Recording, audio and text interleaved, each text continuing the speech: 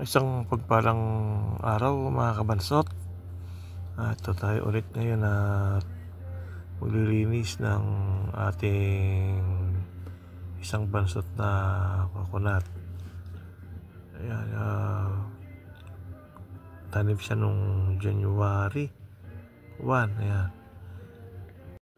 Medyo fast forward lang natin paglilinis. Ayan. Ganyan lang yung technique ko na pagpuprune ng binabansot na nyog.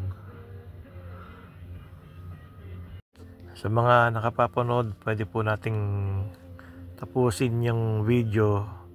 Saka kung pwede lang, paki-like and subscribe naman dito sa aking munting YouTube channel. Siya nga pala, paalala sa mga nakapapanood, kailangan ingatan ng paglilinis o pagpuprune. Hanggang dito na lang at maraming salamat. God bless po sa ating lahat. Thank you.